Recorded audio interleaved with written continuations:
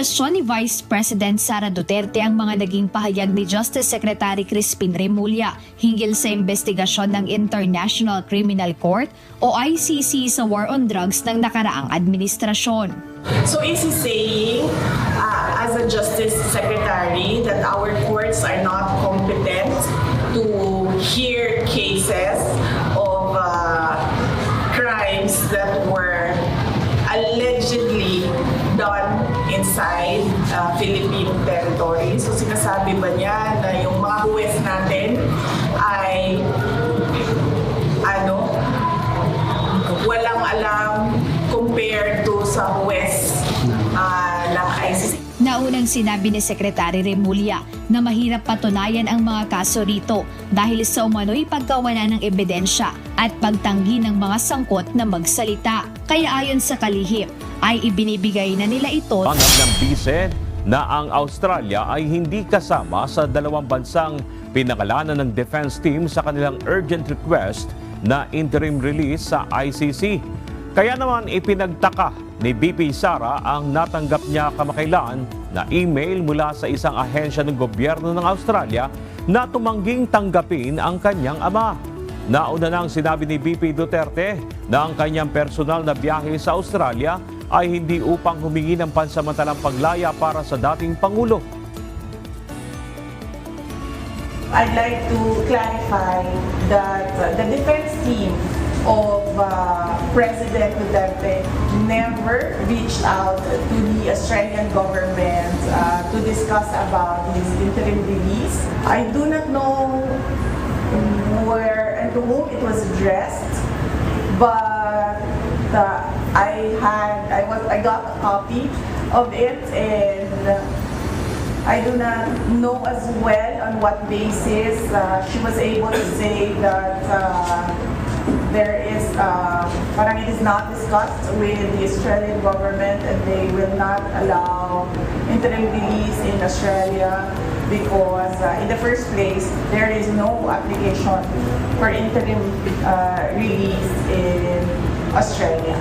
Pangulo, ang kapatid ni BP Sara na si Baste Duterte na nahalal bilang Vice Mayor ang inasahang gaganap bilang Acting Mayor ng Davao City. I hope and pray that he will take his oath because I voted for him. I wanted him to be mayor of Davao City. So that is my prayer.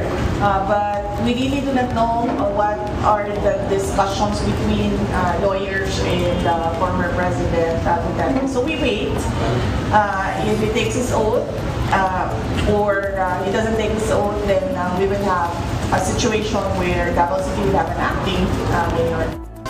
Sa Korte Suprema tatakbo ang House Prosecution Panel kung i-dismiss o ibabasura ng Senate Impeachment Court ang Articles of Impeachment laban kay Vice President Sara Duterte nang walang isinasagawang paglilitis. Kasunod ito ng sinabi ni Senate President Francis Escudero na posibleng ma-dismiss ang kaso kung may maghahain ng mosyon at susuportahan ng simple majority ng senator judges. Sa inihaing tugon ng House Prosecution Panel sa answer ad cotellam ni VP Sara, nakasaad na ang tanging legal na estratehiya ng defense ay i-dismiss ang kaso at iwasan ang paglilitis. Ang recourse namin later on, pag nangyari yan, maaaring umakyat kami sa Supreme Court. Wala tayong magagawa kung mas matagal siya, nandyan na yung sitwasyon Giit ng prosekusyon sa tugon nito sa answer ad cotellam ni VP Sara, walang batayan ng argumento nito. May pagtanggi sa aligasyon pero walang paliwanag. Gaya ng unang article of impeachment na pagsira sa tiwala ng publiko, matinding paglabag sa konstitusyon at high crimes dahil sa kontrata umano para ipapatay ang Pangulo, First Lady at House Speaker.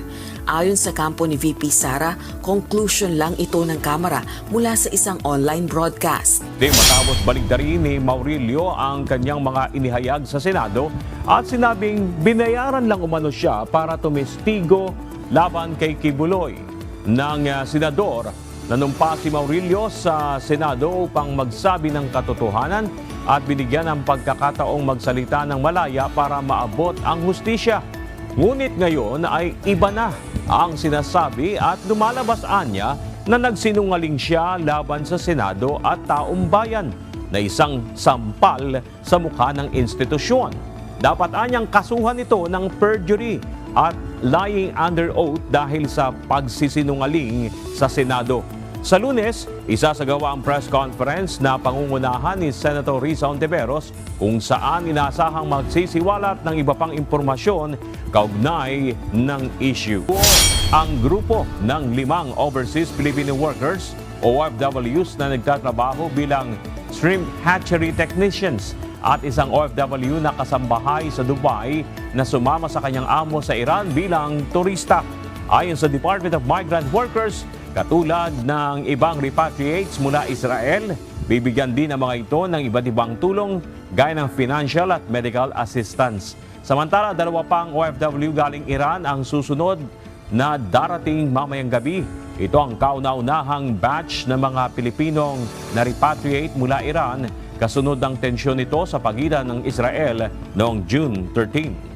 Sa report ng Philippine Institute of Volcanology and Seismology o PVOX, unang naitala sa magnitude 6.9 ang lakas ng lindol na kalaunan ay na-downgrade sa magnitude 6.1.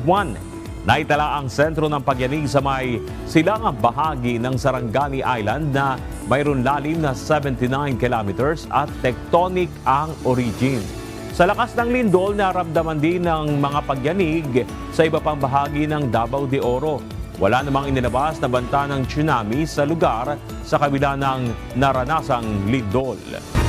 At kay Trump, may kinakausap na lamang silang ilang mga individual para sa isang kasunduan sa tigil putukan kaugnay ng sigalot sa Gaza Strip. Una nang inihayag ng Hamas na handa nitong pakawalan ang nalalabing mga bihag sa Gaza sa ilalim ng isang kasunduan upang wakasan na ang digmaan sa Israel. Nagsimula ang sigalot noong October 2023 matapos atakihin ng Hamas militants ang isang lugar sa Israel kung saan mahigit 1,000 ang naiulat na nasawi habang mahigit 200 ang dinalang bihag sa Gaza. President, ikokonsideran niya na muling bombahin ng Iran kung patuloy itong nagpapayaman ng uranium na gumagamit sa kanilang o ginagamit sa kanilang nuclear sites na lubhang delikado. Nauna nang sinabi ng Supreme Leader ng Iran na aatakihin nilang muli ang mga base militar ng Amerika sa Middle East at iginit na walang mapapala ang US sa pakikisali sa gyera. Base sa report, sinasabing tinangka ng 6 na American citizens na magpadala ng nasa 1,300 plastic bottles sa North Korea na naglalaman ng mga bigas, dollar bills at Biblia. Nahuli umano ang mga ito na paanurin sana ang mga bote sa may border island sa west capital ng Seoul na malapit sa North Korea. Sa ngayon ay nagpapatuloy ang investigasyon habang posibleng maharap ang mga ito sa paglabag sa Disasters and Safety Act ng South Korea.